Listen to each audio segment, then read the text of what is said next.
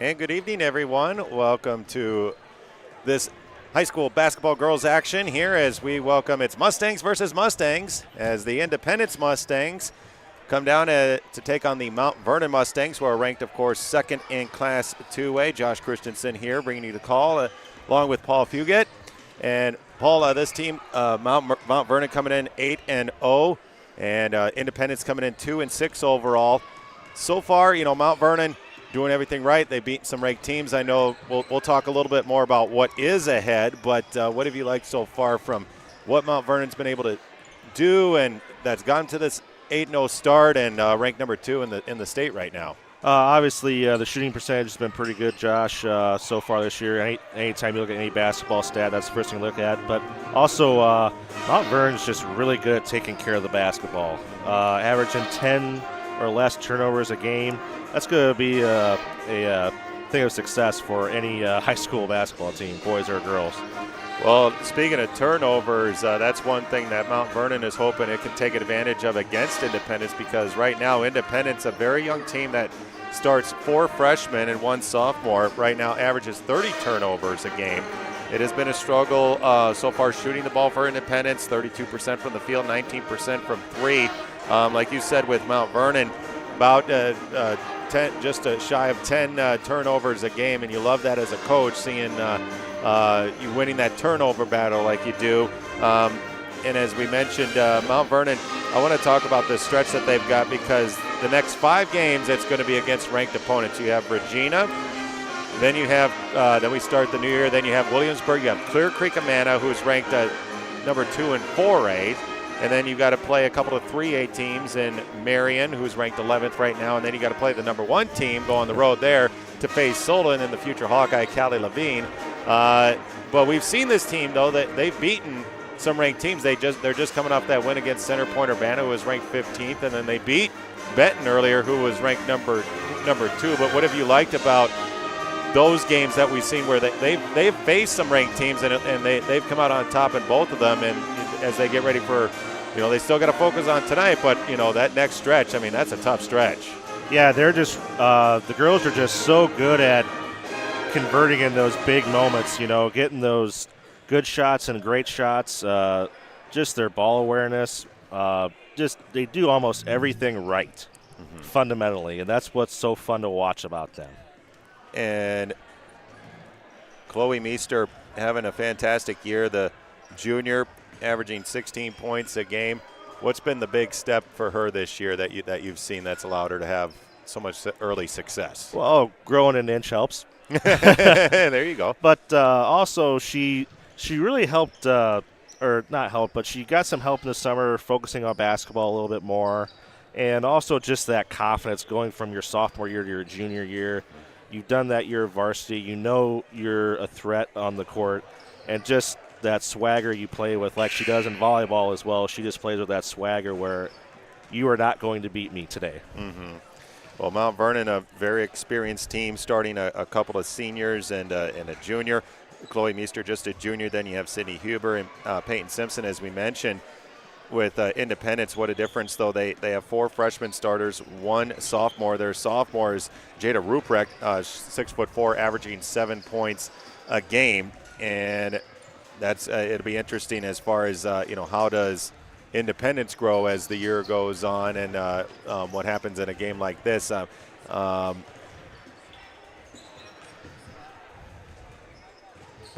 let's go to tonight's sponsors. We'll go through that list. We got Lunicus Law, Richardson Hansen Agency, Lunicus Consulting, Ability Physical Therapy.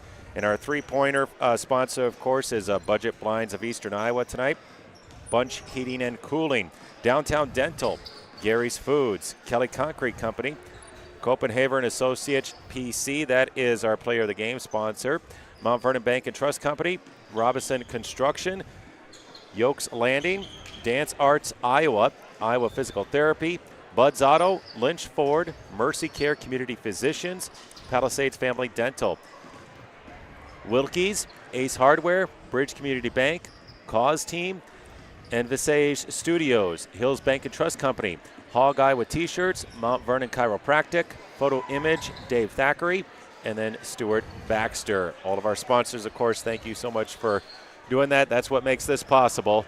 It doesn't matter the broadcast, but when you have those sponsors and the dedication that they have, I mean, that's what allows us to do this, right? Absolutely. And, Josh, we'll head over to Coach Sanderson's pregame intro to everybody. And as always, it's always a Good evening, Mustang Nation. This is Coach Sanderson with a little pregame here as we get ready to host the other Mustangs from Independence on this Tuesday night at Mount Vernon. Well, before we talk a little bit about Independence, let's take a look back at our game from Friday night at Center Point Urbana, a team going into the game that was just 1-4 on the season, but their 4 losses all to teams that were ranked or have been ranked. One of the best defensive coaches in our league. We knew we were in for a challenge, especially going out on the road, and the Stormer Pointers gave us all we could handle in that game. Defensively, we had an outstanding night. Held the Pointers to just 10 points in the first half. They shot just 21% from the field. We did not give up an offensive rebound until about midway through the third quarter, and with 2 minutes and 14 seconds left to go in the third, we were able to build an 18-point lead. And then the wheels came off for just a bit. We turned the basketball over 8 times in our next 9 possessions and allowed CPU to be able to crawl back into the game. In fact, they got within 5 at one point in the fourth quarter before Sidney Huber made 2 huge shots to extend that lead back into double digits, and we were able to hang on from there for the victory. Now that ran our season record to 8-0 as we go into tonight's basketball game against Independence, a team that comes in with an overall record of 2-6. They have struggled at times this season, and they are young. By far the youngest varsity roster in the conference. They are starting 4 freshmen and 1 sophomore here this season, and as you would imagine in any rebuilding situation like that, they've taken a few lumps here early, especially against better teams. Overall, on the season right now through 8 games, the other Mustangs are shooting just 32% from the field, 19% from behind the three-point line, under 50% at the foul line, and they have turned it over a whopping 30 times per game with 240 turnovers exactly here through the first 8 games. Now, that doesn't mean that there's nothing for us to worry about here tonight. Independence has 7 players on their roster that are listed at 5 feet 10 inches tall or larger, one even listed at 6'4", and it won't take you very long to figure out who that is, number 42, when she comes out on the court. This team has rebounded the ball well during the season. In fact, they're averaging over 12 offensive rebounds a game, and that length, sitting back in a 2-3 zone, may pack it in a little bit against our offense here tonight. Well, keys to the game for us, we're going to treat this game a lot like we did with South Tama a week ago and Grinnell the week before that. First of all, Paul and Josh, we want to try to play a clean game at the offensive end. We had 22 turnovers against CPU on Friday night. As I mentioned, a stretch where we turned it over 8 times out of 9 possessions. We just want to play cleaner there and try to get shots on as many possessions as we can here tonight. We are going to extend our defensive pressure and stay in our base 2-3 zone, but really look for opportunities to jump into some passing lanes here. We'll try to get the game going up and down as much as we can, and if the other Mustangs pack it inside against our size, which I would anticipate they will, you might see 20-25 three-point attempts from our guards here tonight. And we've been shooting the ball very well here over the last 3 games in particular. In fact, if you look at some of the numbers from last week, combining both the South Tama and Center Point Urbana games together, first of all, at the defensive end, we got 91% of the defensive rebounding opportunities, only gave up 5 offensive rebounds all week last week, and had over 40 disruptions per game. That's a stat that we pay a lot of attention to defensively, totaling deflections, steals, and blocks. At the offensive end, we took great shots last week. We shot 65% at the 2-point range, most of those coming at the rim or in the lane, and 41% from 3 over our last 2 games. We hope that that hot shooting trend continues here tonight. Josh, great to have you back in the booth. It's exciting to have a special guest calling the game here tonight. Paul, let's have a good time, and we will talk to you after the game. Thank you very much, Coach. It's always great when Coach always asks me if I'm able to help out, and I always say, well, if my schedule allows it, then I'll be able to come down. But known Nate for over 10 years, and just a great human being, and always great to help him out. I've done a couple of the wiffle ball tournaments the last couple of years as well, and that's always a blast to be able to help out with that. And we're gonna be going here with the starting lineups here momentarily, but one thing that I wanted to mention that he touched on was if there's one thing that Independence is hoping to maybe take advantage of is that size, because if you look at the rebounding, it's pretty even against both teams. So it'll be interesting if Mount Vernon is able to box out, if Independence maybe can use that to their advantage, to its advantage, possibly get some second chance points. But it looks like, on paper it looks like, everything is basically favors Mount Vernon. But of course, when you get to a matchup like this, if you're a coach, you definitely don't want to overlook a matchup like this, especially with what's ahead. Yeah, exactly. So we'll send it down here to Principal Steve Brin, our PA announcer, for lineups, and we'll see you after the national. As always, Iowa Girls High School athletic supports good sportsmanship by players, coaches, and fans. Please welcome visitors to tonight's game, the Mustangs from Independence High School. Get on your feet, your home team, your Mount Vernon Mustangs.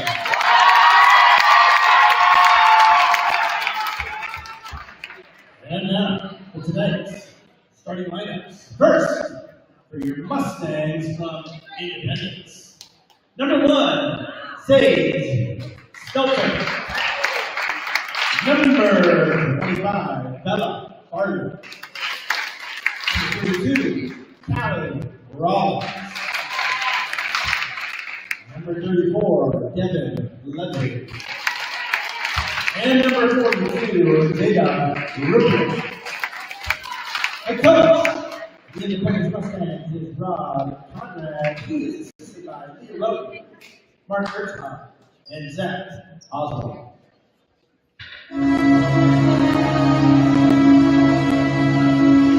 And now, the starting lineups for your Mount Vernon Mustangs. Number 10, Courtney Frank. Number 11, Taylor Frank. Our junior, number 20, Chloe Caesar. Our junior, number 23, Sydney Mueller. And senior, number 25, Mason Pearson.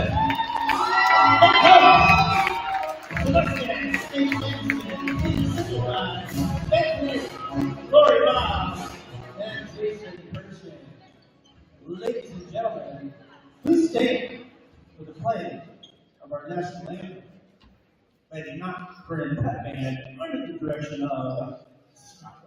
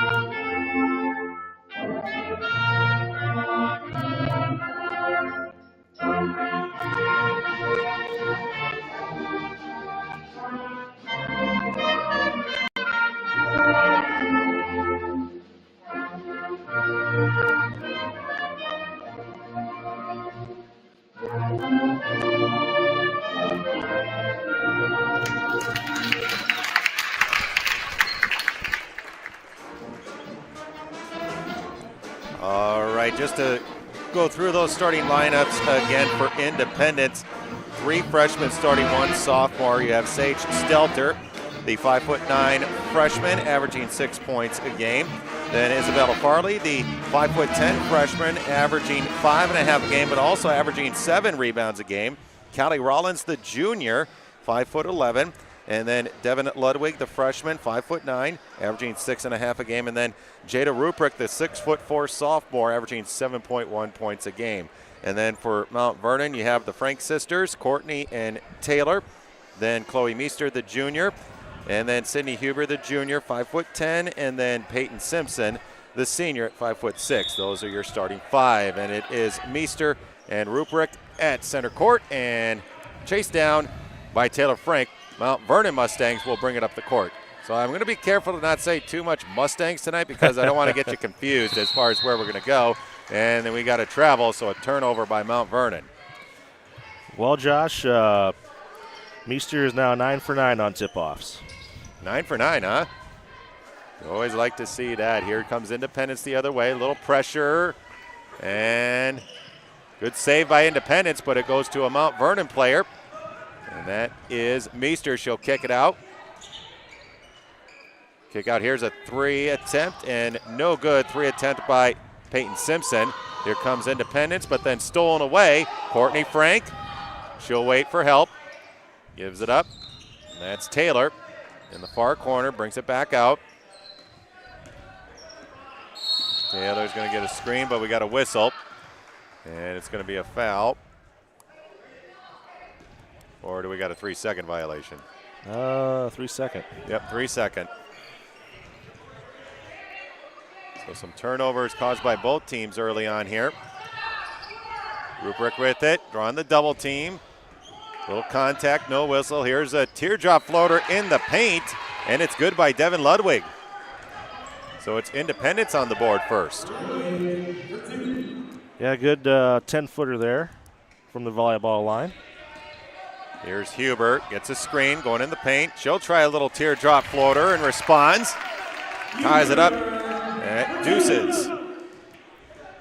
Ludwig on the far side. There's Ruprecht. Down low. And stolen away again by Mount Vernon. There's Huber. Crossing pass. Shot by Simpson. Hits it. That's a 3. Side-to-side passing right now by Independence, able to get it across the line. That's Ludwig. Now bouncer inside by Farley, and then we got a whistle. It's going to be a foul on Chloe, it looks like. Yeah, she reached. Yep, so that'll be the first on Chloe.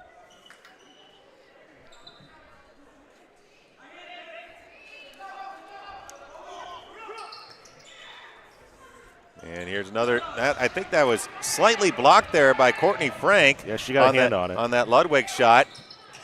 Mount Vernon the other way.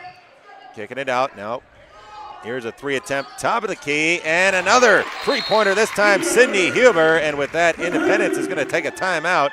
Down 8-2 in the first couple of minutes of this first quarter. Good movement there by the ball by the Mustangs. And Huber with a college 3 there. Good distance there for her. Usually she doesn't take those very often. Usually she's the 4, so rare 3 there from her. So back-to-back three-pointers. Looks like it's going to be a full timeout here for Independence. But as we're seeing Mount Vernon stay aggressive defensively, forcing some turnovers and hitting some three-pointers. I know that's one thing that Coach Sanderson said that they're probably going to have to do the way that Independence was probably going to play defensively.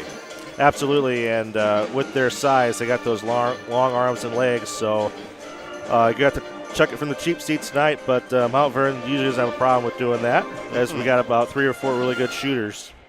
So we'll do that all night if Independence gives us the open shot like that. Well, one thing I'd like to keep an eye on, Chloe Meester already picked up 1 foul, and when you're having a guard Jada Ruprecht, who's 6'4", definitely do not want to see Chloe pick up another foul here because we're only barely 2 minutes into this first quarter, so that's one thing to maybe keep an eye out. So here's Independence after taking a timeout. Side-to-side passing. And it was tipped a little bit. Here come the Mount Vernon Mustangs the other way. That's Simpson. Bouncer inside and then back to Simpson off glass and good. Give the assist to Courtney Frank. Courtney, good job there to be heads up. Decides to go with the pass there, and it worked beautifully. And Frank almost got a hand on that again. She's tenacious, Josh. Crossing pass, driving is Farley, and she lost it, and it's a turnover for Independence. That was one thing that we had said, was that Independence, one of the Achilles heels for them is turnovers, averaging 30 a game. And we've seen a few already in this first quarter. Courtney with a long pass in the corner to her sister Taylor. Now they work it back around. Bouncer inside to Chloe Meester. Back out. Now Sydney Huber's going to drive, kick out. In the corner, that's Courtney Frank. Back out, she's looking to get it to Chloe Meester, does. Little spin move and good turnaround jumper by Chloe Meester. One thing they're doing, Josh, is one thing you got to do to break down 8-2-3 zone is ball fakes and pass fakes, and they're certainly doing that. They're getting Independence to move, and they're getting those open looks underneath. And another good job by Courtney Frank getting a hand on that and stolen away again. Mustangs, here's another three. Sydney Huber rattled off the rim, no good, but a rebound by Frank. Dishes it to her sister. Now Simpson able to drain the triple, and another timeout taken by Independence after taking one out 90 seconds ago. So that's two quick timeouts by Independence. This one just a 30-second timeout with Mount Vernon leading 15-2. One thing I like in Josh is it is just all year with the Mustang girls, our Mustang girls, is that anytime they get a rebound underneath, instead of going up for a really difficult shot in traffic like that, they'll just pass it back out to the arc. We'll take the open three with all those bodies in the paint like that. That's fundamental basketball. Well, one thing that we haven't really seen Independence, I think just the one possession really where they were able to work it around, get some passes, and then it was the floater by Devin Ludwig. But since then, they haven't really been able to settle down offensively. Mount Vernon's defense doing a good job of, led by Courtney Frank right at the top there on that press defense, just making it difficult with these passes. Independence trying to settle down here. It's Holly Bolin with it, then gives it up to Stelter. Back out, that's Ludwig. Stelter, top of the key, looking. Gives it up, now back out. Stelter driving, guarded by Frank, and stolen away. That's Huber with it. Huber, kick out. Now they work it around. Simpson thought about a three. She's hit a couple already. Here's a three from Courtney Frank. And nothing but net. Doing a good job of passing the ball side to side there, Josh. That's four triples already, I believe, for Mount Vernon, up 18-2. That's Farley. Long shot, no good. Ludwig with the putback, and then she got fouled. Who's the foul going to go on? That's going to go on Chloe. That would be number 2 for Chloe Meester. Luckily, Rasmussen is the backup, and she usually does go in for Chloe right around the 4-minute mark anyway, so Chloe's probably going to do a little extra time on the bench here as it's going to be up to Brindley to go probably 2, maybe 3 more minutes more than normal, but she's perfectly capable of it. Brindley Rasmussen in.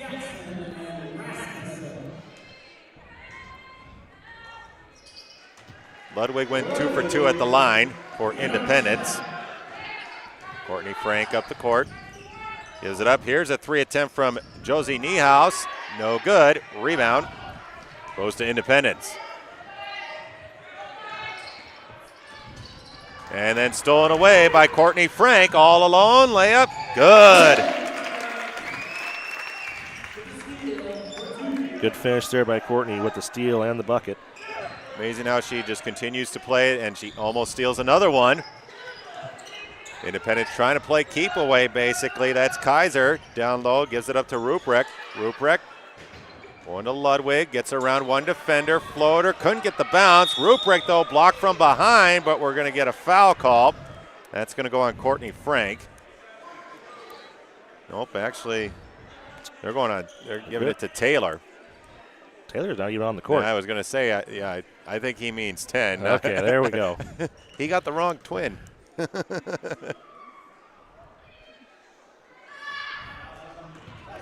And first free throw attempt by Jada Ruprecht, no good. Yeah, Taylor Courtney got a little too aggressive there. Probably not the smartest idea to try to swat the ball away from a 6'4" player. Off the backboard and in, and you can call that a night drop at the bank, basically. I have a student, Gunnar Fischler, and he always tells me when someone banks in like that, the bank is always open. So. That's true. It is always open. And we got a foul call. I think that might go on Ruprecht as she was guarding Rasmussen. Yep. So that'll be the first on Ruprecht. Courtney's going to inbound it. Floats it out to Niehaus. Back out. Here's a 3 attempt from Huber. And another one. Good ball movement again. Independence able to get across. That's Ludwig on the far side. Gives it up to Bolin. Now here's Stelter. Almost stolen away. Ludwig tried to bounce it, but then kicked it to the stands. I think soccer season's not over. I think that was off Rasmussen. It was off. It was off her. She's definitely trying to not laugh on that one. You'll take the deflection, though. Any deflection now in the shot clock area is good. Ludwig with the inbound. Able to get it to Ruprecht. Ruprecht and tipped away by Niehaus. Still stays with Independence.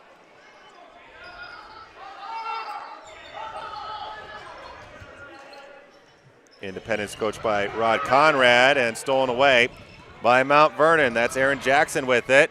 Cross pass, now they work it around. Here's another 3 attempt, no good. That was Huber with it. But you can see Mount Vernon not afraid to shoot the 3 tonight.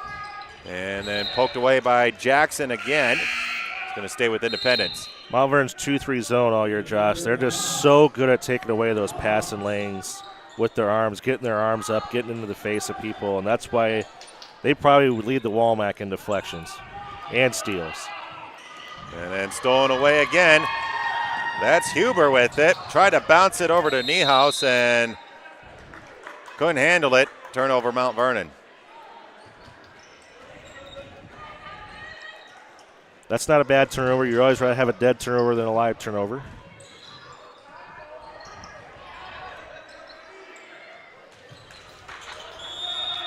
And we got another turnover by Mount Vernon.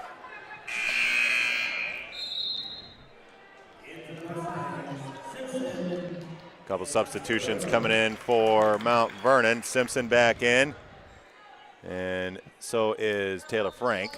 I'm surprised Josie Niehaus is going to stay in here, Josh. Gets a little extra playing time for her, which is good.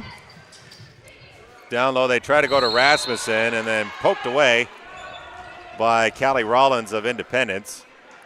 Remember, as we said, Independence, a very young team. Actually, just one senior on the team. And if I'm reading, one junior, and that is Rollins, is the only junior on the team. Down low, they go to Rasmussen. Kick back out. Jackson going to work it around. Now they go to the corner. That's Simpson. Kick out far corner. Way to move the ball. Here's Jackson with a 3, short. And Independence grabs the board up ahead. That's Stelter. That's still a good possession. It is. That was some good passing by Mount Vernon. Here's a shot attempt by Rollins. No good. Up ahead. Taylor stops. Back out. Here's a 3 from Simpson. Rattled off the rim. Man. No good. Ball's still loose and scooped up by Rollins. And then almost stolen away by Niehaus, and she'll get called for a foul. That'll be her first. 51.3 to go here in the first quarter with Mount Vernon up 23-5.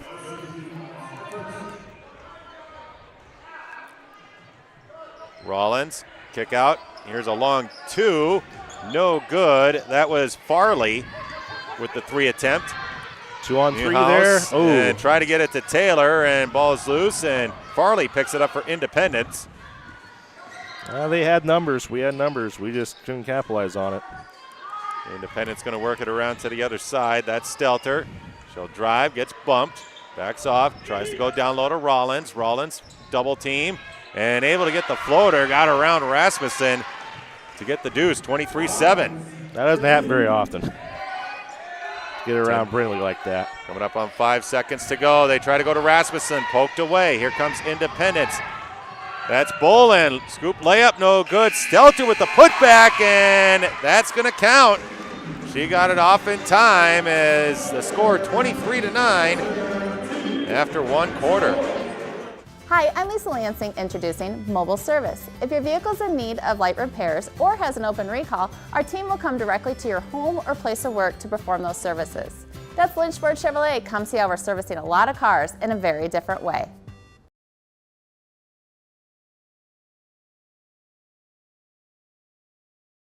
Point guard, they get a little sloppy with that. And welcome back. And welcome back, everyone, to Mustang Vision as we're getting ready to start the second quarter here with Mount Vernon leading Independence. It's the Battle of the Mustangs. Mount Vernon up 23-9. Josh Christensen and Paul Fugate here. And Paul, one thing, great start for Mount Vernon, hitting some threes. One thing we noticed kind of at the end of that first quarter that Mount Vernon hopes to clean up is some turnovers. That they were causing turnovers on Independence, but Mount Vernon forcing some probably ill-advised turnovers on the offensive end. Yeah, it was just the way the offense was being run there.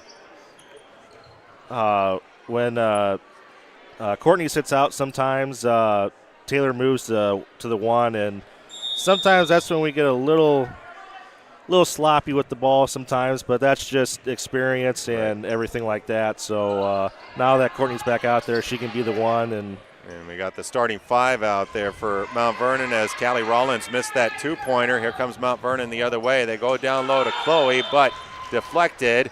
Stays with Mount Vernon. Isabella Farley got a hand on it.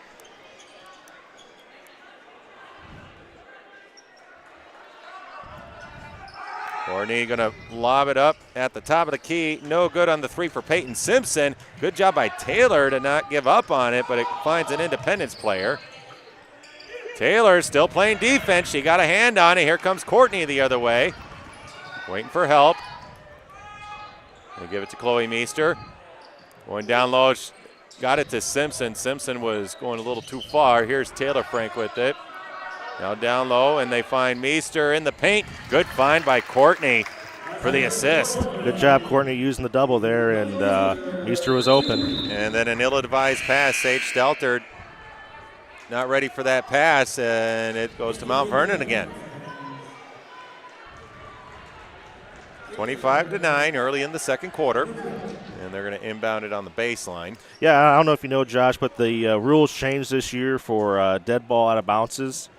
Either you take it on the baseline or you take it where the gray line is. And so wherever it's closest, that's where they take it out of bounds at. And Peyton Simpson with another 3 off that inbounds, and guess who had the assist? Courtney Frank. And with that, Independence with another timeout. Remember, they took 2 early timeouts in that first quarter and doing the same here in the second quarter, up 28-9. Looks like it's just a 30-second timeout. But those 3-pointers are falling, and there's even if they miss, they still are shooting at it as we see tonight, Paul. Yeah, they're still taking great shots from 3. They're not just ill-advised threes. They are open or very little hand-in-the-face shots. And they're just doing such a good job of moving the ball. 3 things you got to do in any zone defense is ball fakes, pass fakes, and move the ball side to side, and they're doing all 3 of those things. And one thing that we're kind of noticing, they've done this with, Chloe, I think, only has 4 points so far, and Chloe's somebody that averages 16 points a game, so they're finding so many different ways to score tonight so far. Independence, and to Jada Ruprecht, and I don't know if that was a shot or a pass, but it was off the mark and goes out of bounds.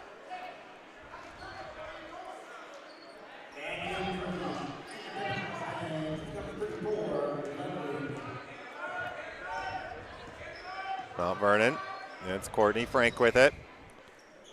In the paint to Chloe. Courtney hands it off to her sister Taylor. Back out to the top, that's Huber with it. To Taylor Frank.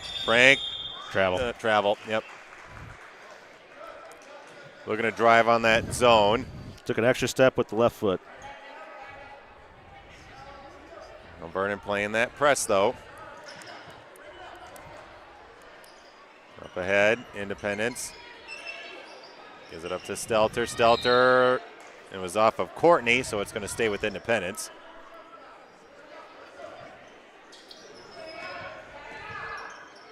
Stelter on the far side, bouncer inside, kick out.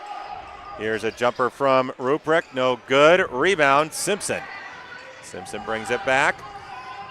Huber, three, good. Good transition. And then Courtney Frank had to duck out of the way, too, on that pass, just like they drew it up. That's good transition ball right there. They haven't had too much transition tonight, so good to see that. That's Farley in the corner. Now they go back out to the top. That's Sage Stelter. Down low.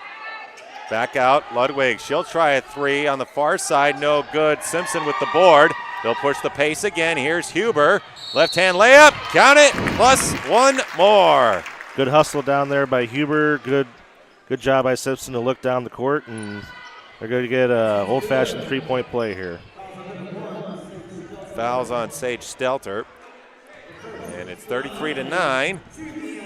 And one opportunity here for Sydney Huber. And it's good. As you mentioned, the old school three-point play. Independence going back the other way, poked away, and it was off an Independence player last that was off of Kaiser, so it's going to go to Mount Vernon. As they say, Josh, no school like the old school. Yep, that's true. Here's Courtney Frank. Simpson. Other side to Huber, down low to Courtney Frank. On the baseline, now Taylor down low to Chloe Meester. Good find to Courtney Frank. She'll kick it back out. Here's Simpson with another three. Good! All right, now Peyton Simpson and Sydney Huber really feeling it from three-point range. 37-9 the score. Back out Stelter.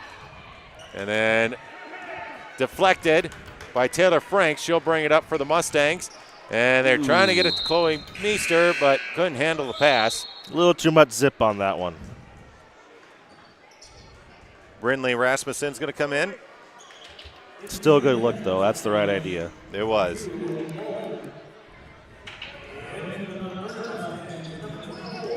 Independence able to get across the line, but an errant pass by Holly Bolin. She was trying to get it to Addison Kaiser, and it goes out of bounds. So another turnover by Independence.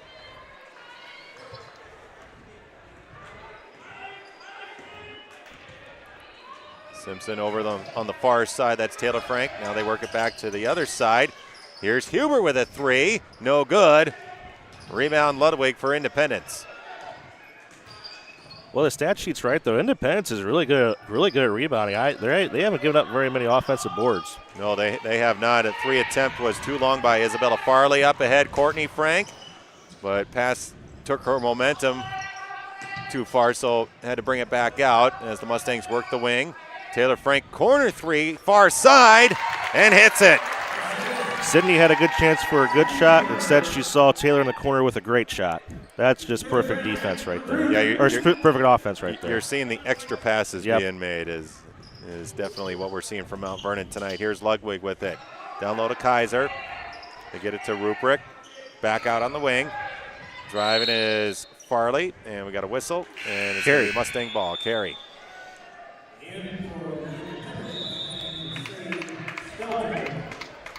And it looks like we got a timeout. Independence is going to call a full timeout here with 3:48 to go in the second. Hello, welcome to Mount Vernon. Let me show you the stable. The stable has all your shopping needs, including various sweatshirts and t-shirts. And kids gear. We have all your top brand t-shirts. And stocking caps for the winter. Stop by and see us in person at the stable or visit our website on the district homepage.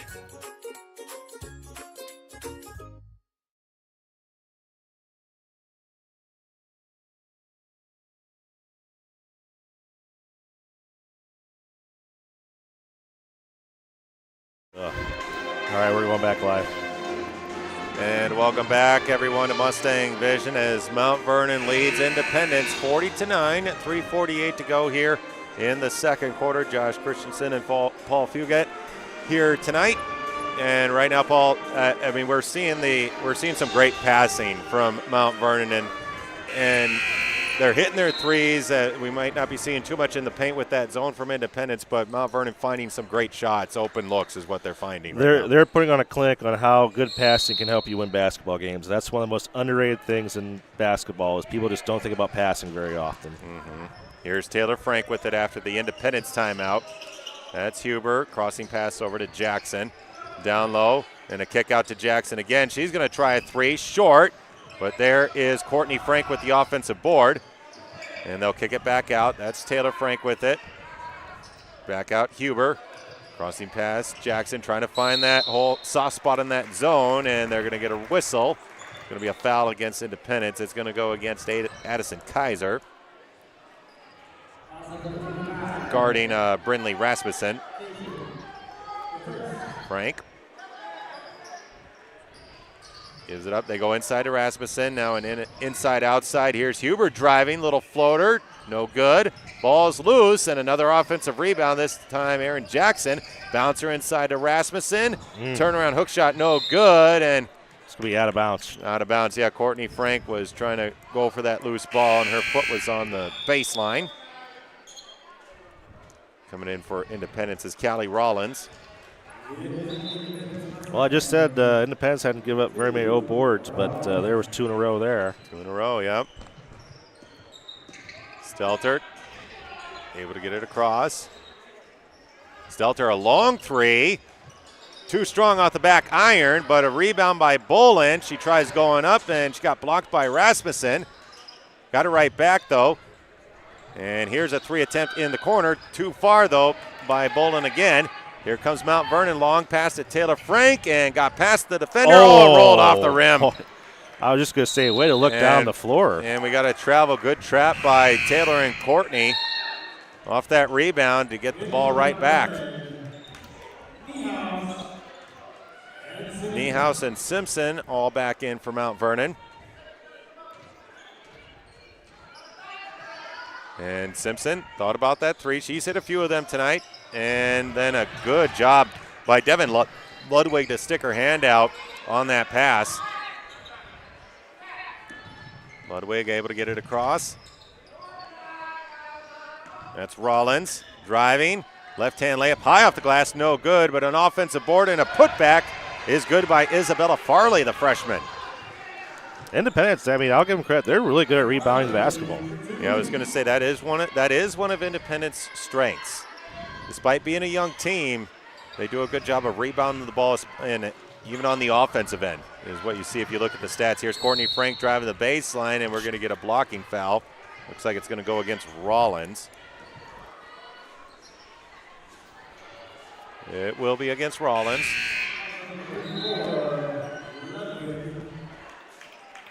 Oh, no, they called it on Ludwig. Ludwig, okay.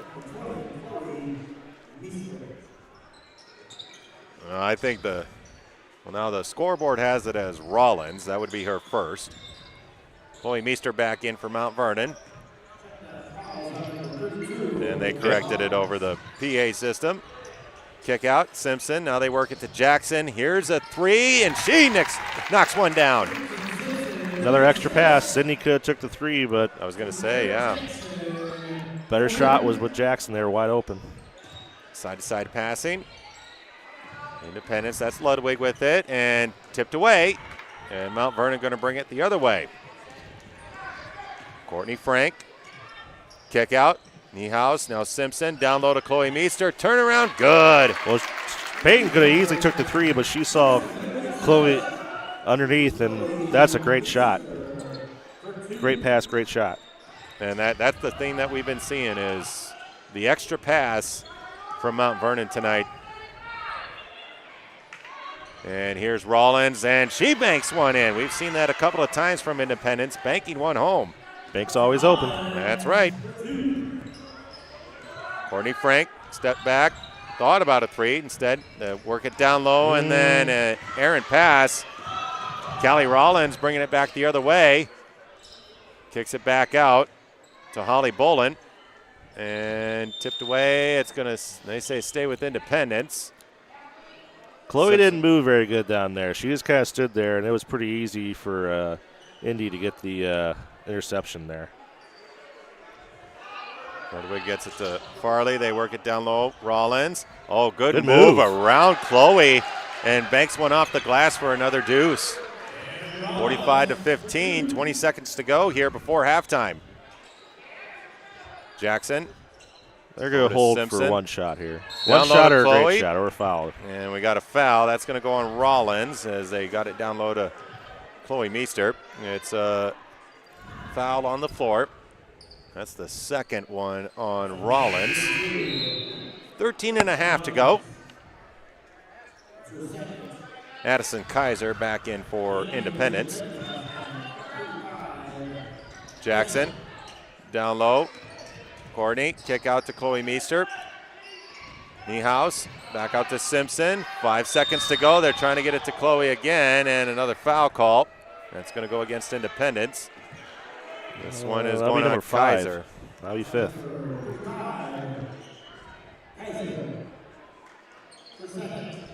So that's going to put Chloe Meester at the free throw line.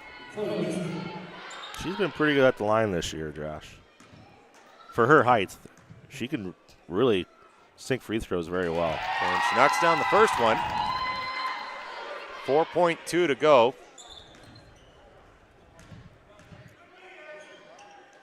And she hits them both. And she just goes. She doesn't even think about it. She just throws it up there. Ludwig. Stelter launches one and off to the left, no good. And with that, it is halftime, and Mount Vernon leads Independence 47 to. New window coverings are a fantastic way to update and transform a space, and in this part of the country, we hope you'll consider Budget Blinds. Your local franchisee, the Sill family, and their many team members recently received 2 huge national honors.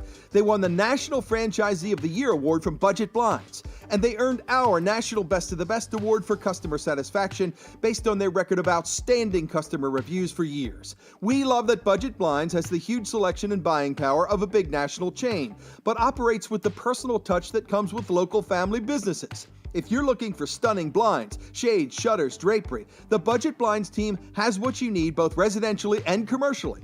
The Sill family will bring many great design ideas to the table in an in-home consultation. Then their installation teams will make sure that your window coverings are installed professionally, ensuring many years of enjoyment. Please visit budgetblinds.com to schedule your free in-home consultation. Budget Blinds, style and service for every budget.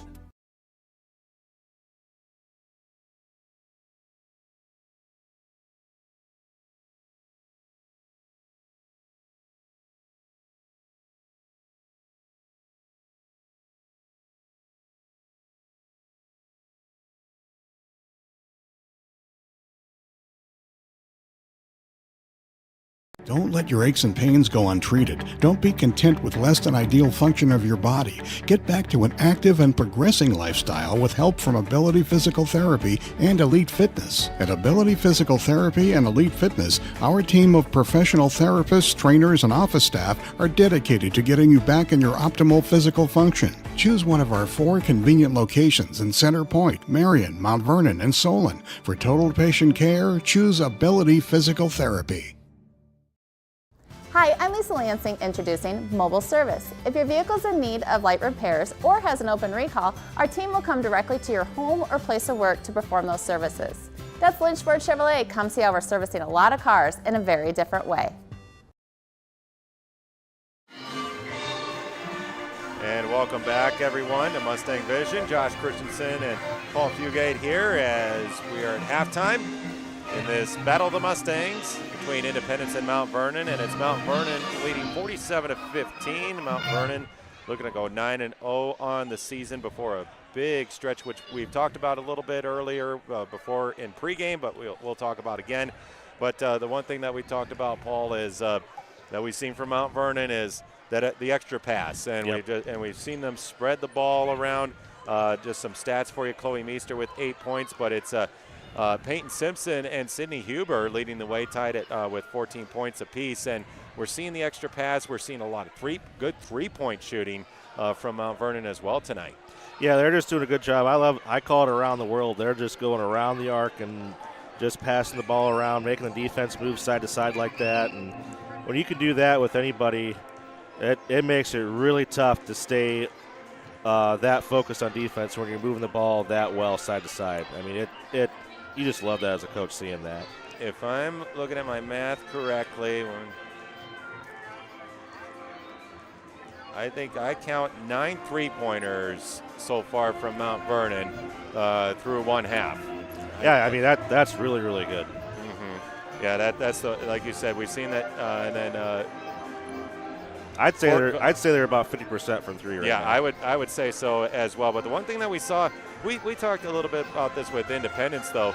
The one thing that we've seen them do well is rebound the ball well, and we could see that in their stats. That was one thing that, okay, could they use that to their advantage? So far, no, but they're showing that they don't give up a lot of, like you said, second chance points, and so, but Mount Vernon hasn't really had the need for second chance points. They haven't. Because they've been able to hit the shots when they have because of that extra pass. I mean, Independence does a really good job of blocking out. I mean, they really do. I mean, I'm seeing things from them where fundamentally, I mean, if they can really learn to take care of the basketball, I mean, they're going to be pretty good in the WaMac. If they can just limit those turnovers, cut the turnovers in half to about 15 a game, they could be really successful. Yeah, and we mentioned how young that squad is. You're starting 3 freshmen and a sophomore. Jada Ruprecht is the sophomore, 6'4", and then Devin Ludwig, the freshman, which we've seen some good highlights from her. She could definitely be a special player for Independence as she continues to grow. And then you have Isabella Farley, just a freshman for them, 5'10" freshman. Then Sage Stelter is the other freshman, the other starting freshman for Independence. One quick score update from the JV game earlier this evening. It was Mount Vernon beating Independence 82-23. Lucy Wishmeyer with more than 25 points in that one. Olivia Truitt with 19-plus points, and then Abby Moss in double figures in that one as well. And you and I talked about it a little bit earlier, but we'll talk about it again. Is after tonight, we've seen Mount Vernon. They've already played some ranked teams, and they've been on the winning end of that. Their most recent one beating Center Point Urbana, and then earlier in the season beating Benton, who was ranked number 2 at the time, and that's where Mount Vernon is right now in Class 2A. The stretch that they've got coming, or Class 3A, excuse me. Regina is the next one, who is ranked 4th in 2A. Then you have Williamsburg, who's also ranked. It was 14th, I believe. Yep. And then you have Clear Creek Amana. I think Clear Creek Amana is the new year, yep. January 2nd, and that's a 4A team who's ranked 2nd. And then you have 2 3A teams in Marion, who's ranked 11th. And then you have the number 1 team, who's led by the future Hawkeye and Callie Levine. That's a road game. It's at number 1 Solon. So 5 straight games of ranked teams when you're ranked yourself. And January is separation month for all the WaMac schools, Josh, because they get one really, I wouldn't even call it an easy game. They get one game against West Delaware here on the 19th. Then on the 23rd, CPU. Then on the 25th, they play Northland, number 1 2A. Then they play Marion. Then we play Solon here. Yep. I mean, so there's no let up. I mean, yeah. The rest of the way for the Mustangs after this one, I mean, it is going to be a grueling schedule, and we're going to see in the WaMac who's going to be the best and who gets the overall title. If you ask me right now, I think it's CCA. I think CCA is the best team in the WaMac on the girls' side. I after beating Solon the way they did by 20 points, holding Levine to I think it was 16. Wow. Solon only scored 33 points in that game, and when you hold Solon to 33 points, I'd say you're the clear odds-on favorite to win the conference. Mm-hmm. And what impressed you though about like we said, Mount Vernon defeated Center Point Urbana, but I know you're high on Center Point Urbana. What impresses you? So unlike our schedule, they had all the big dogs first, to start off with. Then I think their schedule gets a little not easier, but it lets up a little bit at the end of the year. I think they're going to be having a winning record at the end of the year. But what's unfortunate for them, and this is just the way it is now in high school basketball, it's all about winning. You got to win those games early, because when the pairings come out 2 weeks before postseason starts, those last 2 weeks doesn't matter what you do.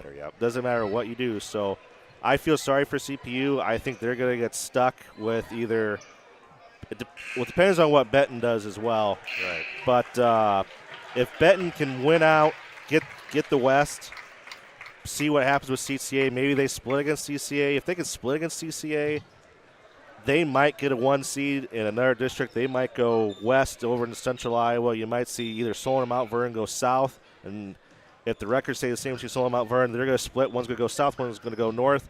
And CPU is going to be in one of those 3 districts, and they're going to have to play one of those 3 teams to get to state. And I feel really bad for them. Yeah. But that's just the way things are going to line up. And looking at that's the way it is for all the WaMac schools. The WaMac schools, they're going to have to play one of those 3 teams to go to state. It's going to really stink. Well, and it's showing you, though, how deep the WaMac is this year, though as well. The WaMac's so tough. I mean, there's not an off game. Mm-hmm. I mean, there really isn't an off game all season, so it's going to be really tough. Whoever wins this conference, you could arguably say that they are the favorite to win either in 4A or 3A, whichever one of those teams wins. They are probably the odds-on favorite to win state. And we got less than 90 seconds here before we start the third quarter.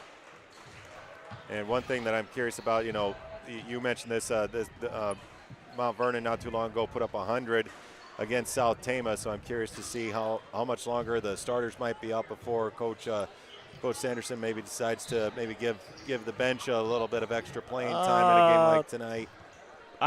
The problem is it's just the way girls basketball is in Iowa right now. There's just not a lot of people on your bench anymore. Yeah. Which is unfortunate with the numbers the way they are. So I'm thinking maybe one more quarter, and fourth quarter, probably take them out then.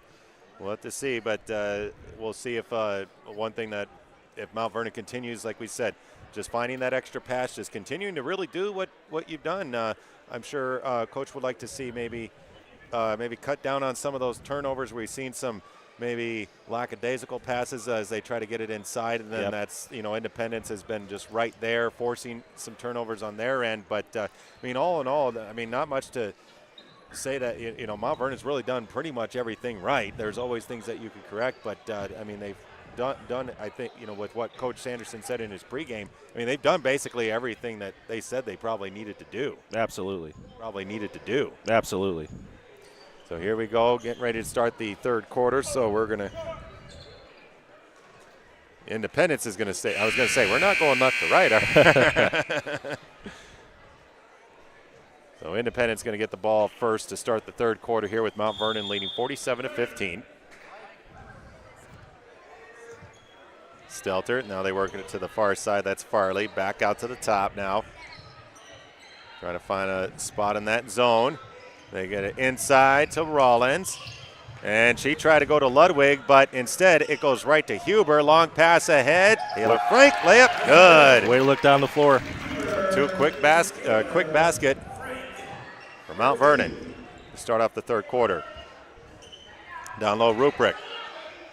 In the corner, that's Ludwig. She'll do the floater, and she hits it.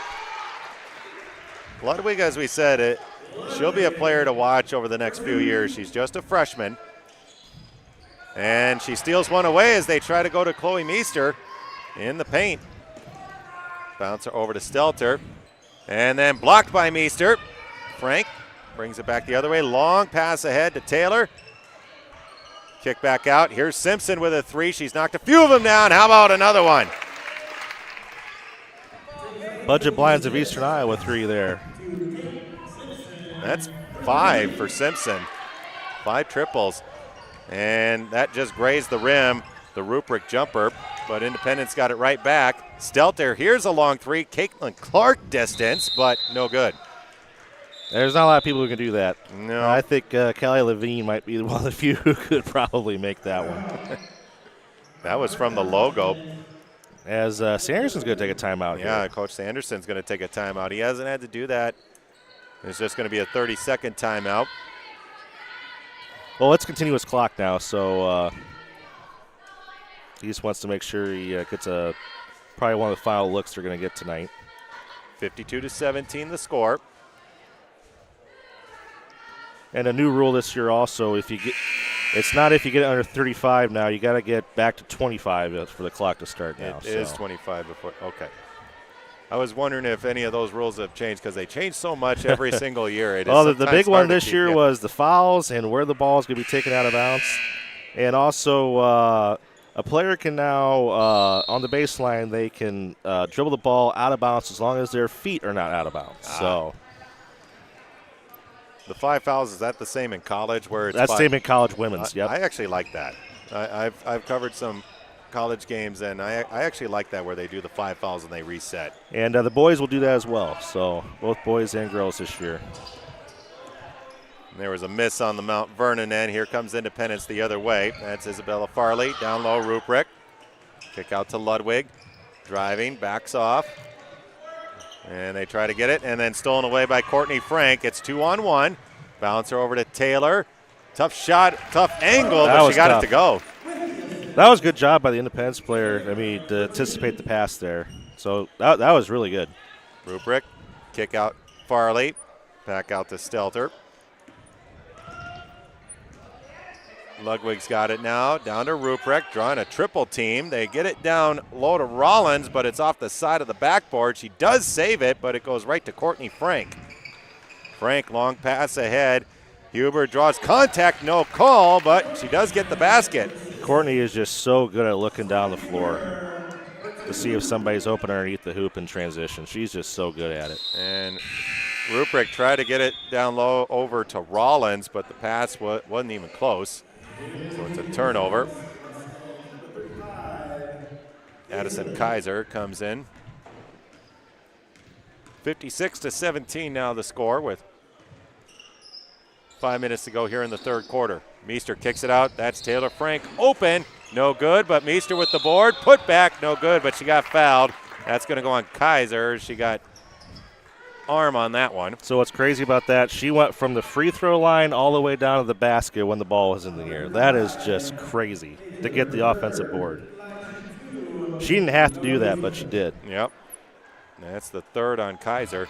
I just remember when I played basketball, my coach always told me to follow my shot every single time. You don't really see that. I feel like you don't see that as often, but that was what I was always taught as Meester misses the second one, but then the rebound by Huber, and she got fouled on the putback. So she's going to the line, and I think that's on Kaiser. That would be her fourth. As Mount Vernon got the free possession, Josh, and they took advantage of it. And Huber knocks down the first one. Head coach Ron Conrad talking to one of the officials. As we mentioned, Kaiser got her fourth foul as Huber goes perfect at the line. Well, Mount Vernon from the free throw line has been really solid this year, Josh. I mean, just so solid. They get it down low. Frank got a piece of it, and she comes up with it. It's 3-on-1. Bouncer to Taylor. Kick out. Here's Huber. Three. No good. That's still a good shot. That's still a great shot. Double team. Farley able to get away. That would have brought down the house if Huber would have made it. I mean, Taylor could have went up for a contested layup, but she decided to pass it back to Sydney, and that was a great shot.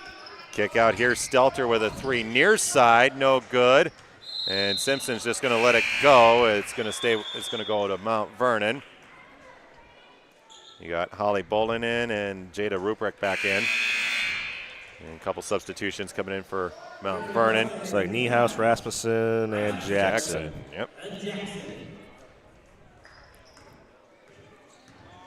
Courtney Frank. Over to Jackson. Back out. That's Huber. Niehaus. Back out. It's Jackson. Now to Niehaus. Bouncer inside, poked away. Niehaus got it back. They're trying to go inside to Rasmussen, drawing a triple team. Kick out to Frank. It's that zone that they're trying to get it down low to Rasmussen. They do. She's trying to get inside. Does. Missed. No good. Ball still loose. Rasmussen got it right back, and put back is good. I don't think Berlin's used to people being taller than her, so this is a different thing. Well, good job by her not panicking, being patient, getting inside leverage on Ruprecht. Missed the first time, but able to find the loose balls. Ruprecht missed there, grazed the front end of the rim. Huber up ahead, Niehaus. Layup, off glass, count it, and one more.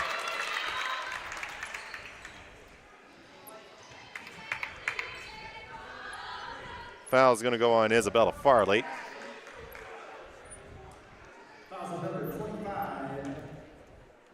That's the first on Farley. Niehaus with the and one, and she hits it. So the old school three-point play again for Mount Vernon. 3 minutes to go here in the third quarter. Mustangs up 64-17. That's Mount Vernon. And Josh, I think we've tip. only missed 2 free throws all night. And you love seeing that. Here's a bump, and Courtney Frank able to hit it. I was waiting for a whistle on that one, but it's still a deuce. And Independence is going to call a timeout. That's their last one. It is their last one. It's going to be a full timeout. And as you mentioned, probably with the continuous clock, like you said, you've got to get it down to 25. Yep. In order to stop it. Probably trying to talk to his team as far as what he wants to do. No timeouts left, and you still got a full quarter to play here. So we're going to see what happens. But it just really stinks that both teams just don't have a lot of subs. Yeah. I mean, that's just. Yep, you mentioned it. Both teams haven't really gone deep. And all the subs in our team played JV games, so I mean they're probably tired already. Yeah, no, we had to. And we only had 2 subs in the JV game because we have 3 out with injury right now. And I think Independence only had 1 sub on its bench in the JV game, so it'll be interesting, like you said. Well, and the other thing too is they're only allowed to play 2 quarters. Those JV players are only allowed to play 2 quarters.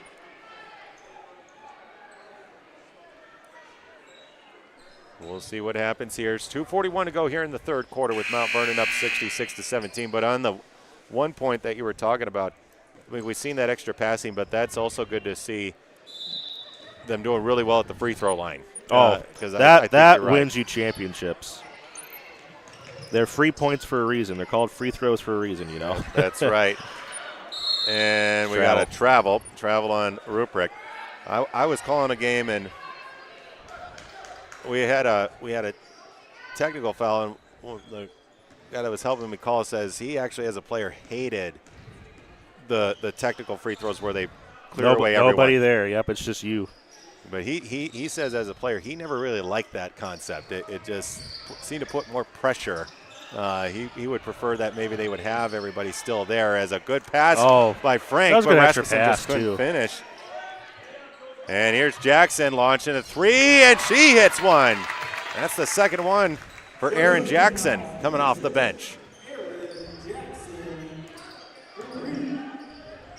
69-17, and well, we got an officials timeout here. Not sure what that was for. Well, we got a substitution. I'm not sure what they were. I think the official was just being courteous there and letting the sub come in. Because, yeah, like you said, Independence doesn't have any timeouts, and that is their discretion. Here's Kaiser, down low to Ruprecht. Ruprecht off glass, a little too strong on that one, couldn't finish. Here comes Mount Vernon. Hubert in the corner, Niehaus, 3, too far.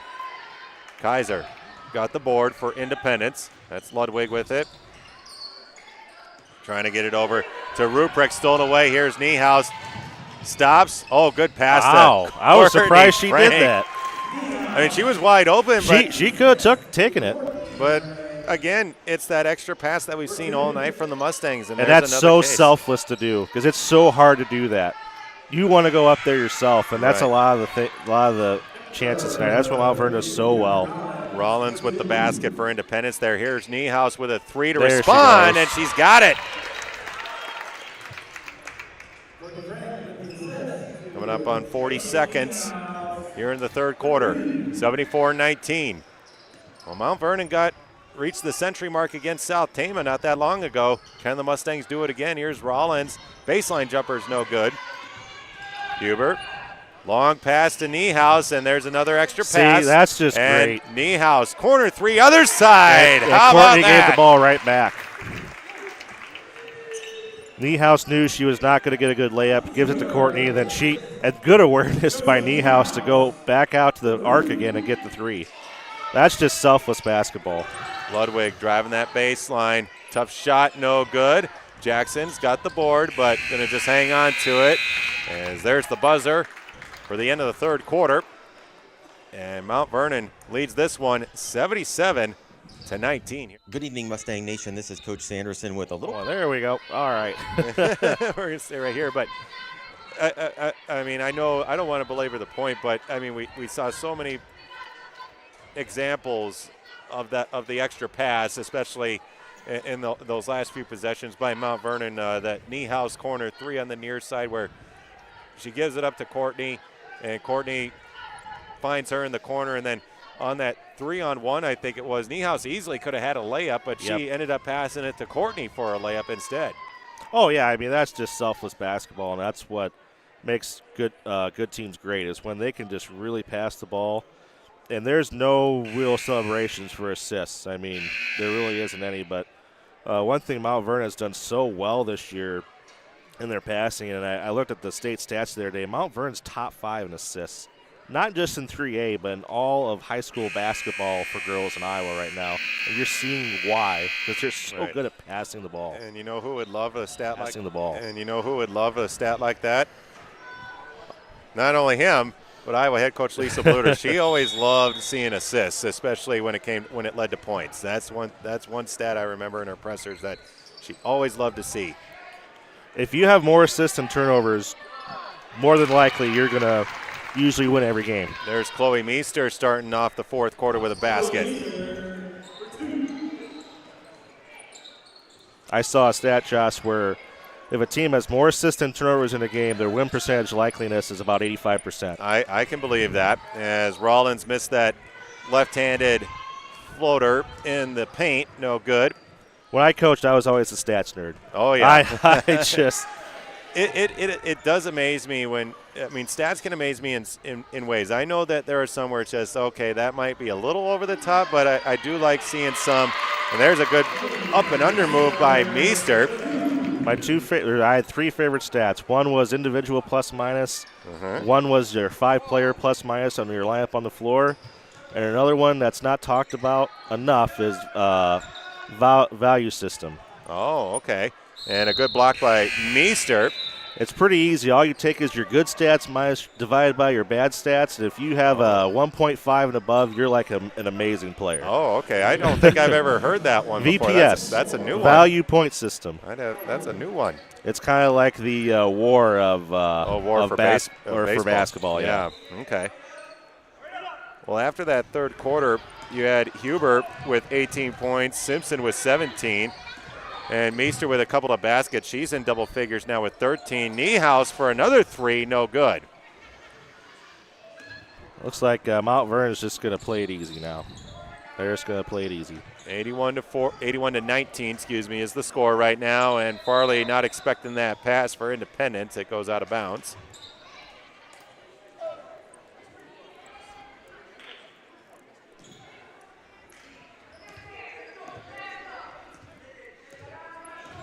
It's Jackson with it. Yep, they're gonna run the shot clock down. Kick out. What's been your take on the shot clock now that we've had it for? I think this is year 2 now. It's been, at least on the 3A level, it's been just great. Here's a turnaround by Meester, and she got the bounce.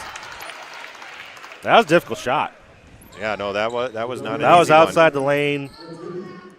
Against the baseline, that's a tough shot. Not one I would usually recommend to take.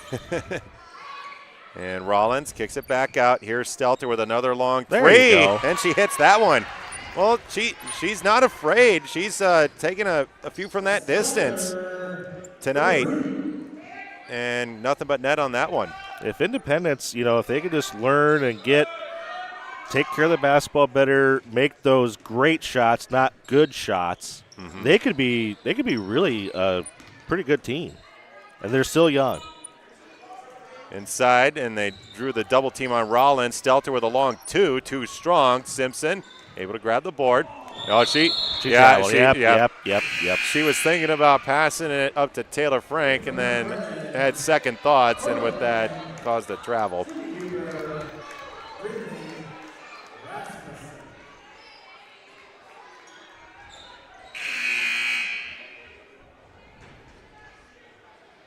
4:20 and counting to go here in the game with Mount Vernon up 83-22. I'd say at the 4 mark, you'll see the subs for both teams come in. Here's a drive by Farley. They're trying to get it down low to Howard. Bouncer to Rollins, misses. Yeah, Taylor they're not Frank going with to push it up. That's smart. Just walk it up. Frank, crossover, dribble, kick out. Simpson, another 3 attempt from her, short, but Huber with the board. Ooh. Kick back out. Frank moves it to Taylor Frank. Back out. Here's Huber driving, and we got a foul on the drive. Yep. Foul's going to be called on Isabella Farley. That's her second.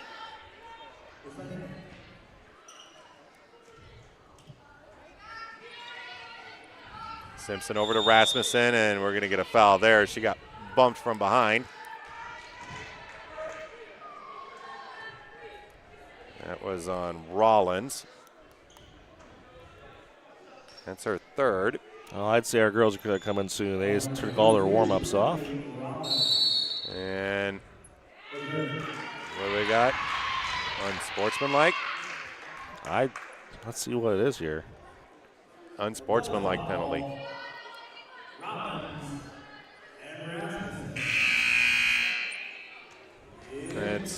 It's a double foul. It's a double foul on Rollins and Rasmussen. Well, there was that. So it should go by possession arrow? You don't see that very often. No. Or do we keep? I thought it was by possession arrow. I think. No, well, Mount Vernon's keeping it because the possession arrow is Independence. But, yeah, like you said, you don't see that too often as Rasmussen and Rollins had a little pushing and shoving going on off that inbounds. Here's a 3 attempt and could not get the bounce. 3 attempt was from Lucy Wishmeyer. Howard inside to Rollins, kick out. Long and three. Here's another long three Wow. from Stelter. She knocks another one down. That was a ways out there near the gray line. And Coach Nate Sanderson's going to take a timeout. Yeah, he wants them to play a little more. 2:14 to go. 83-25. Well, Sage Stelter, right from the nose of the Mustang, we've seen her take a few three-pointers at the top of the key there. Yeah, that's Caitlin Clarkland. Yep. Well, Caitlin Clarkland, I think in here, that'd be from the Well, M. that's true. That'd A be college court is 10 foot longer, so yeah. I think it'd be from the M. It'd be about where the volleyball posts go into the floor. Is about where she shoots it from. So, I swear they probably after Caitlin Clark's career, they're probably going to come up with a 4-point shot. And they got to call it. Well, the Globetrotters do that. Yeah, they do. They do. It's right at the but just about shy. where the M is there on your screen. I remember when I was working in Minnesota, they were just coming out with that on their tour. Here's Niehaus with a corner 3, no good. And ball's loose. Mustangs able to get the loose ball. Olivia Truitt with that offensive rebound. Wishmeyer down low, good pick and roll, and a foul on Sophia Meester. She drove to the basket.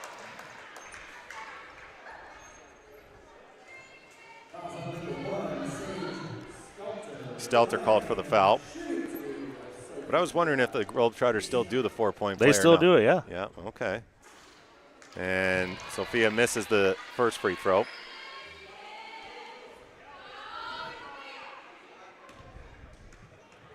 My favorite Globetrotter play is their weave around the free throw line. That takes a lot of coordination to do. Yup. Love that 3-man weave they do. Oh, yeah. Independence, and we got some bumping. Foul's going to be called on Truitt.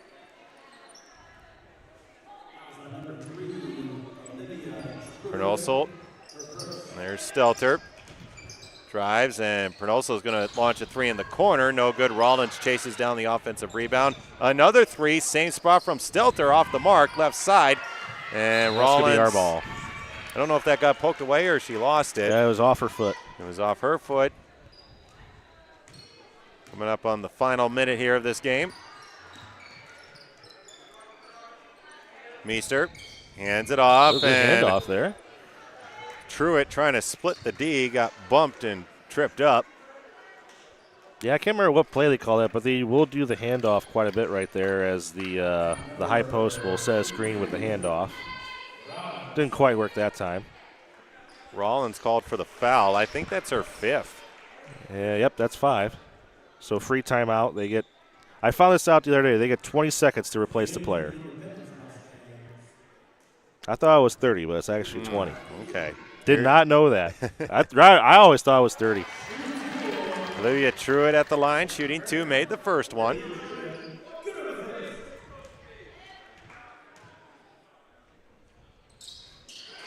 And she goes 2 for 2 at the line. Well, as we said, that's one thing that Mount Vernon's done a good job of as well tonight is hitting its free throws. Down low, ball's loose. Kaiser got it back, and we got a foul. It's going to be on Sophia Meester.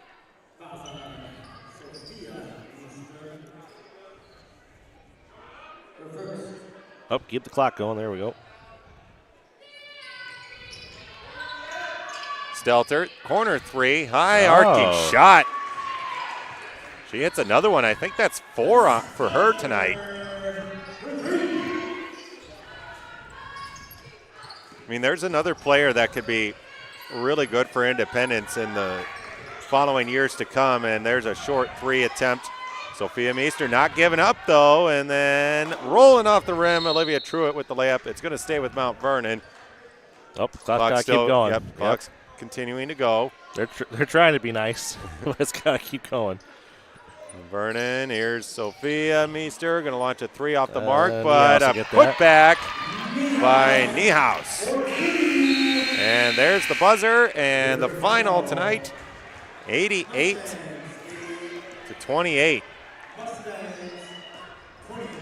And with that, Mount Vernon improves to 9-0. Yeah. And they got the big one on Thursday, then they'll head into the break, and that's going to be a really critical. Let's see, I think Coach said they're going to come back to practice on the 26th. Okay. So they'll get Thursday will be their last game. They come back Tuesday, and then they're going to practice the whole time, I think is what Coach said. And so, like I said, you kind of have to because you got some big games coming up. Josh Christensen and Paul Fugate here. As we said, the final score here, 88-28, and we saw it throughout the entire game, Paul. Mount Vernon with the extra pass, just basically sharing the ball is what we saw a lot of tonight from them, and we saw them hit a lot of threes tonight, but then they were able to find some holes in that 2-3 zone as we got some final stats for you. Sydney Huber with 18 points. Peyton Simpson with 17, Chloe Meester finishing with 15, and then Courtney Frank finishing with 9. I'm wondering how many steals she had as well tonight. Then Taylor Plus Frank assists. with 7 and assists as well. That's another one I'd like to know. Josie Niehaus with 11 points off the bench. A few threes tonight. I think she hit 3 of them tonight. So that was one big thing that we saw was three-point shooting and sharing the ball was one thing that we saw from Mount Vernon. Exactly, and to shoot the 3 ball that well, that's going to probably strike some fear in some teams. I mean, you're going to have to face guard us like crazy now. And it's just an advantage to us because then if they want to come up and face guard us, we got either Sydney or Chloe there as the 2 post players, and either one of them could kill you. So you have a really complete team. So as a lot of teams have figured out so far this season, pick your poison on what you want to lose by. I wanted to go back to Independence. I know it was a tough night offensively for them. We knew that with just looking at the stats that it's a very young team that has struggled a lot this season. 2-6 overall. The 2 wins, I know one was against Janesville was one. I think Charles City was the other one. But we see some players you see that flashes of brilliance in them. You do see flashes from this young team where they could be good in the next couple of years. Ludwig, I know we were impressed with, and Sage Stelter with some of the 3-pointers that she's taken. I mean, if she gets more confident with that, I mean, she could be a dangerous shooter for them. If they could just clean up, especially the live ball turnovers, that always kills you as a coach, because then a team can go into transition, then you get your 2-on-1s, your 3-on-2s. You know, that can really kill you. But if they can at least stop the live ball turnovers, get that down to about 17 a game, you know, then they're in striking distance. Then, you know, you're not giving up all those points off turnovers, and then they could be really solid. Rebounding, I mean, they did not give up a lot of O boards tonight, Yeah. especially in that first half. They only gave up like 2 or 3 maybe, and as a coach, you'd love that. Yeah. You would love that any day. And I know we'll talk about this with Coach Sanderson in just a little bit when he comes for the post-game interview. And I know we talked a lot about it, the stretch, this next 5-game stretch that Mount Vernon has, all against ranked teams, including the #1 team in Class 3A in Solon, which is a road game. I know each team is going to be different as far as how you scout, but what would you say are going to be the keys really to all the games as far as, you know, for Mount Vernon to maybe at least come away with maybe a winning record in this stretch over the next as we close out this year and into the new year? Take care of their basketball. Keep making your free throws the way you are. And if you can still have more assists and turnovers in a game, you're likely going to win that game. Yep, and that's what we saw tonight. Yeah. I know we don't have the assists, but we can definitely say I think they definitely had more coach assists will than have the final stats here on his iPad at the end of the game, but I'd be willing to bet it might have been 3-1 tonight. If you can do 3-1's unbelievably good. Yeah, no, that we'll take that any day. Any day, any coach will take that any day of the week. 2-1's good, but if you're 3-1, that's fantastic. Yeah, but what were some other things that maybe stood out? I know we talked about the extra passing, the assists, and the three-point shooting, but anything else that really stood out to you tonight from Mount Vernon? Just how, and this is something that a lot of people won't notice a lot, but their communication is really good, especially when they're on the defensive ball. I hear ball. I hear skip, pass. I mean, they're communicating defensively on the ball. That's how they get so many deflections. Then those deflections turn into steals, and then those steals turn into transition buckets. I mean, that is solid, good defensive ball. If you can keep doing that with that communication the way they are, the sky's the limit for this team. And I think the rankings come out either tomorrow or Thursday for the next week. It's not going to be unanimous #1 anymore for Solon. I know that. There's going to be some split votes, and it'll be interesting to see if they decide to put Mount Vernon #1 or keep Solon at #1. Basically at the end of the year, Mount Vernon just needs to stay in the top 5. Just stay in the top 5. You know you're going to lose a couple here and there. If you can just stay in that top 5, you're probably guaranteed a #1 seed in a region. And that way your path to state is much easier. Because now with the way they do games now, Josh, there is no more neutral court at the end of a regional anymore. It is home court advantage. Home court this time now. So if you get that #1, you got home court those 3 games, and that's huge. And just kind of looking ahead, before we get Coach Sanderson on, the next opponent, Regina with just 1 loss. That 1 loss was to Benton. And it was a 3-point loss, 49-46. So we know that, Mount Vernon was a team that did beat Benton. So you could probably tell that's probably 2 even teams going head-to-head here before the new year ends. So I don't know who we're gonna. You talk to Josh, okay?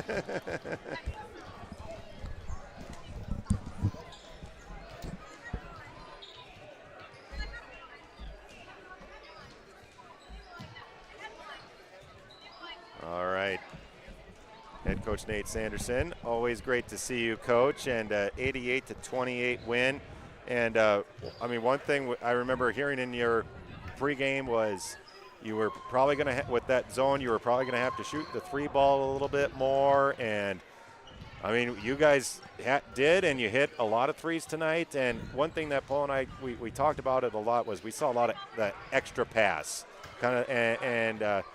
a couple of ones that really stood out to me that showed how just how much they were sharing was when Nihal, she was under the basket. She could have easily had a layup, but then she gave it up to Courtney for a layup instead. And then then she got cut off, gave it to Courtney, and Courtney found her in the corner, hit the three. But that just showed how well this team was gelling and finding that great shot, not just a good shot, but the great shot tonight. Yeah, I think that's one of the just characteristics of this team. We talk a lot about creating for each other, and there's no selfishness anywhere on this team, and you can see that in the way that they play. They understand the kind of shots that we're, trying to create, and tonight there was a big crowd around the post inside, and that created a lot of opportunities on the perimeter. I think we had us for 10 of 19 from the three-point line in the first half and finished 13 of 30. And if you take Sophia's alley-oop there at the end and call it a pass, then it's 13 of 29. But, we knew we were going to get good looks from the perimeter. And the other thing that we've been able to do this year that we haven't done in the past 2 years is to offensive rebound off of some of those misses. And, tonight we had 11 offensive boards and still shot it from 56% from the field. So 25 misses, and almost half of those we got second chance opportunities on. And that's not always the post players. You look at our team and you think, it's the bigs that must be cleaning the glass. And a lot of times it's the guards that are crashing from the backside. Huber's been really good on the offensive glass. The Franks are really hard to box out because they're so quick. And they've started to recognize when the ball finds somebody on the perimeter, they're going before the shot even goes up. So, they're really playing well, in a good rhythm right now. And as you mentioned, the schedule's going to start to tighten up here a little bit. We go to Regina on Thursday, but some good tests coming up, and we like where we're at for sure. We'll get to that stretch here in just a minute, but you talked a little bit about it, and so did Paul and I. That length was definitely going to be one. How would you handle that against Independence? What impressed you about how you guys were able to battle that tonight, that length with Independence? Yeah, we had a stretch there in the second quarter where we got trying to throw the ball inside, maybe a little bit too much, and they were obviously jumping that pass a little bit, trying to poke it out of our hands. And again, with the longer arms, it does make those windows a little bit more narrow. Sometimes you just have to be patient with it. The dribble attack from Huber, for example, that draws two defenders. You get a kick out and a one more, and all of a sudden there's a ton of space with no arms there. And that's really what we've been good at, is trying to collapse defense and then move the ball to find the open space. And we talk a lot about with our kids, like if you're open, the ball is going to find you. And I played enough pickup over the years. Like, it's not always that way, right? And so when you're out there with four other people that are really trying to work for each other, they do a nice job of that. And I thought even on the defensive end, sometimes when you're playing longer teams, they can throw over the top of you, and we did everything we could to try to keep it out of 42's hands in the high post, and even just forcing the passes to be a little bit more contested in the second half. I was pleased with that. That's an area that we talked about at halftime, just trying to make it harder to enter the high post there, and then play our coverages out of that. So, overall, I thought we handled it pretty well. And again, the ball it's got energy, and it finds the open player, and it's fun to watch. I was curious, how many assists did you guys end up with tonight? Yeah, Coach Moss had us at 25 assists out of 32 field goals, which is, we've been about 70, 75% this year. I put this in our weekly email. We've had through tonight, not counting tonight's game, 144 assists on the season in 8 games. The school record we set last year, 305, and we're on pace for over 450. We may break the record by 150 assists. And the school record for average assists per game, we set my first year at 12, and we're averaging just under 20 right now. So it's, as I said, it's a lot of fun to watch, and I know they love playing together that way. I was going to say, we're not even halfway through the year, are we? And you're already halfway to the record with the assists. You mentioned it a little bit, this tough stretch, and Paul and I talked about it a lot. But you've got 5 ranked teams in your next 5 games, starting with Regina next Thursday. And that's a team that is 6-1 on the year, just beat West Liberty tonight, and their only loss was to Benton. You guys beat Benton, and it was only a 3-point loss for Regina. But what do you know about so far from Regina? I know I don't know if you've been able to look ahead, but what do you guys know so far about Regina and what to expect for Thursday? Yeah, we'll start digging into it with the kids tomorrow after school. But they've got an all-state guard in Miller, and she's just a junior, but averages 22 points a game. She is lightning fast, outstanding with the basketball, really good 3-point shooter. I think she's shooting 45% from 3. And then Allie Clark is a senior, kind of a forward, kind of a do-it-all player for them. She doesn't really play inside. She doesn't shoot it great from the outside, but she just makes a ton of plays for them. And between those two, those are their most experienced players. Clark's averaging 15 points a game. Regina likes to run. They want to play fast. They'll play an aggressive man-to-man defense. I think they're 4th in the state in scoring right now at almost 70 points a game, and some of that is from their schedule. Other than Benton and Maquoketa, they haven't played a lot of difficult teams, maybe they can handle their pressure very well. So I think that'll be a challenge for them, or at least maybe an equalizer for us. And the other characteristic, they're not very big. And so, matching up inside, they maybe have one or two players at 5'10", but again, with Meester in there at 6'2", and then Brindley coming off the bench at 6 foot, if they play in single coverage as Benton did, I think that gives us a big advantage inside. And if the entry pass forces rotations, you saw the way we shoot it tonight. So it will be interesting to see how they decide to play us, I think, as well. Well, as we mentioned, it's Regina on Thursday, then it's Williamsburg, then it's Clear Creek, who's ranked second in 4A, a class up. Then it's Marion, who's ranked in the top 15 at 11. And then you have the number 1 team. That's a road trip to Solon. As a coach, I'm sure the kids know what is, what's coming. But what are some big things that you're hoping that you hope that they try to focus on? I'm sure, each team that, you have to scout differently, but what are some key things that you want them to make sure that they accomplish in this tough stretch here? Yeah, well, the fun part about it is every team is going to be a little bit different. We talk a little bit about how each team is a different puzzle that we have to solve in terms of how they're going to defend the post and what they're going to do in the backcourt and what we can do to them, what we got to take away defensively. A couple of those teams are really guard-oriented. Marion's a very balanced team. They don't really have a great player, a marquee player. They share the ball really well. And most of those teams that you listed there are really good defensively. That's been the key to Marion's kind of surge this year is they just take teams out of what they want to do. They're athletic enough to stay in front of people. I think, Solon has Callie Levine, and they've got some players that can score, but I think their defense is really what makes them go.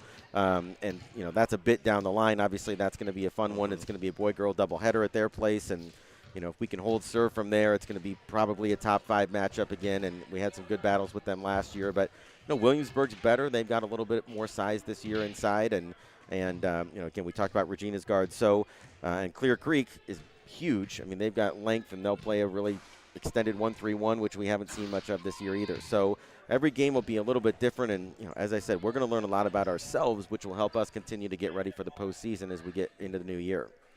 Head coach Nate Sanderson, always great to see a coach an 88-28 win over Independence, and then back again at it on Thursday with Regina. And we said the first game of a tough stretch, but you guys have already had a couple wins against some ranked teams, and we know how tough this WaMac is going to be. But hopefully I'll get to help call a few more games this year. But if I don't see you before the new year, Merry Christmas and a Happy New Year to you. You too, Josh. It's great to see you. It's great to see you too.